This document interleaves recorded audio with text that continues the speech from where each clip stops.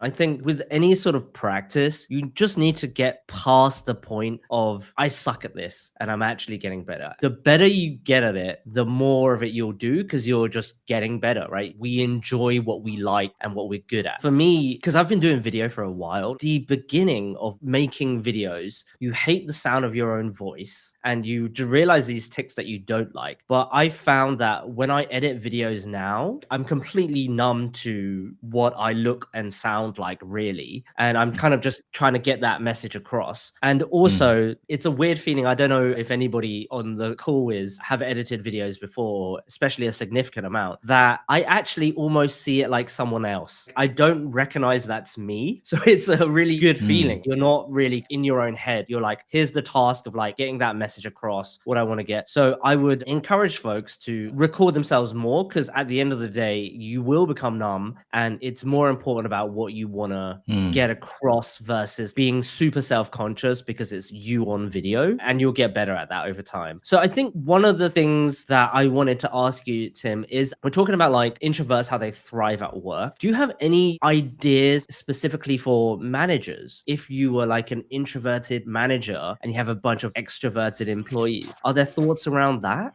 I actually have the reverse in the book. My feeling is that it's not us versus them. That's absolutely not what I'm trying to say. What I'm trying to say is we just need to find a way to work better together. Because I think that if you have homogeneous teams, you will get homogeneous ideas. Same people create same ideas. And I truly think that we actually need different kinds of people working together to create the best ideas, the best designs, the best kind of things that we do. My best friend is an extrovert. Just because she's an extrovert doesn't mean that she is not like me and we can't be really good friends. So the goal is really to find ways that you can work better together. So some of the things we mentioned there could be, if you have a good group of diverse individuals in your team, there are probably a bunch of things you can do that everyone can work better together.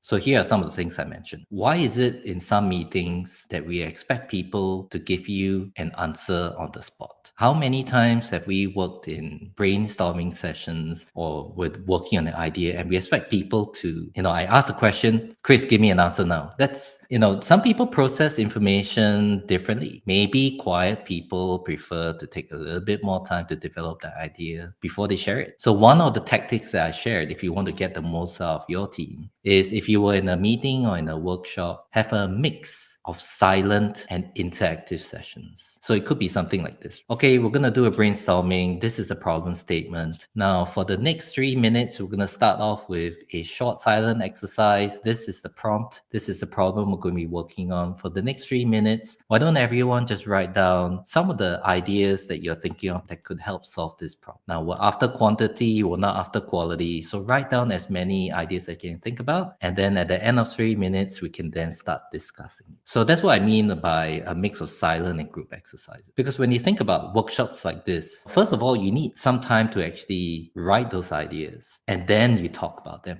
The benefit of having these sessions and this time together is to actually discuss the idea and then build upon that with all the brains that are in the room. The problem when I see how some people run sessions like this is that the first person that speaks will come up with the idea, everyone will talk about that idea, and then they'll talk about the other person's idea that they spoke up and they were louder and that gets heard. But everybody else that might be quiet might not actually have their ideas heard. The reason why I think it's important to do this is research actually shows that a third to a half of us in the world population actually identify as quiet or introverted in nature. So if you are part of a diverse team and in your diverse team only the loud people are being heard, that means that there's probably a third to a half of ideas in that group that you're not getting a chance to see the light of day, simply because the way that you're working doesn't allow them to be heard. So if you just did this small thing where you gave people an opportunity to think silently before they contribute, they can see a shift in the quantity and maybe the quality of ideas that you might actually see. I really like that. I think having the principle that is also in the design sprint, like together but alone, right? We get actually silent breaks. And I think you could also do this in design crits where you don't just throw out critique. It's like, hey, here's a prompt, guys, think about this. This is specific feedback I want on these designs. Can you guys write them down, post-it note, put it on the wall, whatever it is that gives people more time and thoughtfulness to explain as well? Because oftentimes we sort of speak quicker than we think. So it's like, well, can you then slow down to make sure that feedback, if it's a crit, be more thoughtful, be more measured, think a bit deeper. So that's really good. Are there any other tiny habits and practices you just want to share, Tim? You want to get better at public speaking. The one tiny habit that you can do is to simply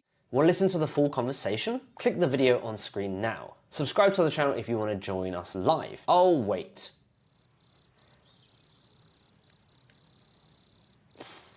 Okay, fine, you don't have to join us for the live stream, but if you like stuff like this, then click that subscribe button. I'll see you on the inside. Bye!